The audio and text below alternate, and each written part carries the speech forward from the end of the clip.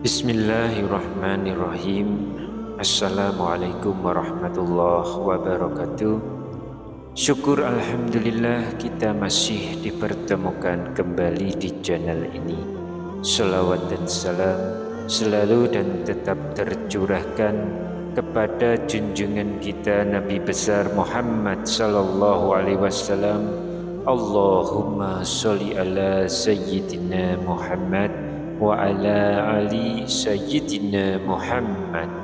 Harapan dan doa saya semoga sahabatku semuanya selalu diberikan kesehatan, dilapangkan rezekinya, diampuni dosa-dosanya, dipanjangkan umurnya, dan semoga kita tidak mati kecuali mati dengan beriman dalam Islam.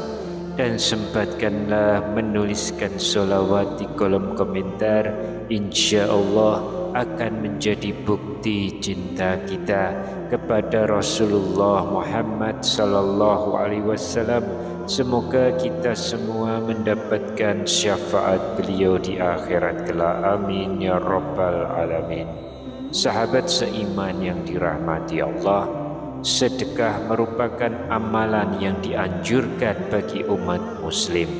Namun terkadang timbul pertanyaan di dalam diri kita, siapakah yang paling utama menerima sedekah? Banyak keutamaan dalam sedekah, seperti meningkatkan keimanan kita kepada Allah Subhanahu wa taala, membersihkan harta kita, dan juga memperlancar rezeki kita. Sedekah juga dapat menjadi cara untuk menolong sesama manusia. Lantas, siapakah penerima sedekah yang paling utama? Rasulullah sallallahu alaihi wasallam menjelaskan melalui banyak hadis tentang keutamaan sedekah, termasuk disebutkan juga siapa yang berhak menerima sedekah. Yang pertama, bersedekahlah kepada orang yang membutuhkan. Sedekah yang paling utama adalah yang paling dibutuhkan oleh orang yang menerima sedekah dan manfaatnya dapat dirasakan terus-menerus. Rasulullah sallallahu alaihi wasallam pernah bersabda, sebaik-baik sedekah adalah mengalirkan atau menyediakan air. Hadis riwayat Ibnu Majah. Bersedekah dengan mengalirkan air dapat menjadikan sedekah yang paling utama jika dilakukan di tempat yang sedang kekurangan air dan banyak orang yang sedang mengalami kehausan. Namun jika tempat tersebut tidak kekurangan air, maka yang paling baik adalah mengalirkan air ke sungai atau dengan memasang saluran air. Air adalah kebutuhan bagi makhluk hidup dan merupakan karunia untuk manusia yang Allah Subhanahu wa taala ciptakan. Namun sayangnya tidak semua orang memiliki akses yang mudah untuk mendapatkan air tersebut dengan bebas dan mudah.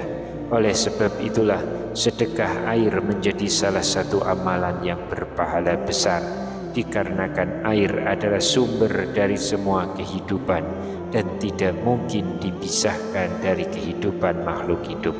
Oleh karena itu, memberi air minum kepada orang yang membutuhkan air termasuk perbuatan sedekah yang akan ditanyakan Allah pada hari kiamat kepada hambanya. Nabi SAW berpesan untuk menjadikan air sebagai sedekah utama.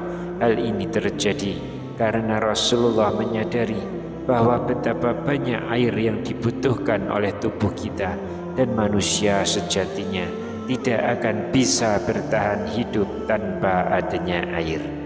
Lalu yang kedua, bersedekahlah kepada orang yang memusuhimu. Mengutip dari kitab Nasahibul Ibad karya Syekh Imam Nawawi Al-Bantani, Rasulullah SAW menganjurkan kepada umat Islam supaya bersedekah kepada keluarga dekat yang sedang memusuhinya. Dijelaskan dalam sebuah hadis, Rasulullah Shallallahu Alaihi Wasallam bersabda, sedekah paling afdol atau yang paling utama adalah diberikan kepada keluarga dekat yang bersikap memusuhi. Hadis riwayat Tabrani dan Abu Dawud. Tentunya seseorang yang bersedekah kepada kerabat yang memusuhinya bertujuan agar mereka tidak saling memusuhi, serta supaya hati mereka menjadi lembut dan sadar. Yang ketiga, sedekah kepada keluarga dan kerabat. Terkadang saking asiknya bersedekah di luar, orang lupa memperhatikan sanak kerabatnya. Padahal sedekah terhadap sanak keluarga itu yang lebih utama. Pada suatu masa turun suatu ayat kepada Nabi Muhammad SAW, tidaklah kalian memperoleh pahala yang sempurna atau surga sehingga kalian sedekahkan dari harta yang paling kalian cintai, dan apapun yang kalian sedekahkan, maka sungguh Allah adalah zat yang maha mengetahui. Quran Surat Ali Imran ayat 92. Mendengar ayat itu, sahabat Abu Talhah tergerak hendak menyedekahkan harta terbaiknya, yaitu berupa kebun kurma. Dalam sebuah hadis telah mengabarkan kepada kami Sabit dari Anas bin Malik radhiyallahu anhu berkata, tatkala turun ayat, kamu sekali-kali tidak sampai kepada kebajikan yang sempurna sebelum kamu menafkahkan sebagian harta yang kamu cintai. Abu Talhah berkata, wahai Rasulullah, aku melihat Rabb kita meminta harta kita, maka saksikanlah aku hendak memberikan tanahku di Bairuha kepada Allah Azza wa Jalla.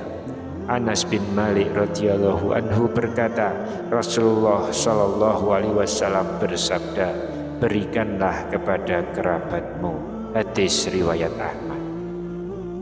Setelah mendapatkan petunjuk dari Nabi Muhammad Shallallahu Alaihi Wasallam, Abu Talhah kemudian melaksanakannya. Ia kemudian menyedekahkan kebun kurma Bairuha yang menghadap Masjid Nabawi kepada para kerabat dan anak pamannya secara adil.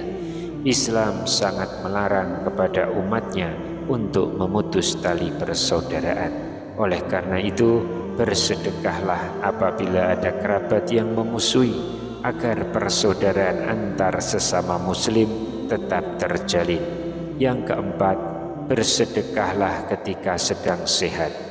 Rasulullah Shallallahu Alaihi Wasallam menyatakan, sedekah saat dalam keadaan sehat merupakan sedekah yang paling utama, sebagaimana dalam hadis sahih berikut dari Abu Hurairah bahwa seseorang pernah bertanya kepada Rasulullah Shallallahu Alaihi Wasallam, wahai Rasul, sedekah apakah yang paling utama?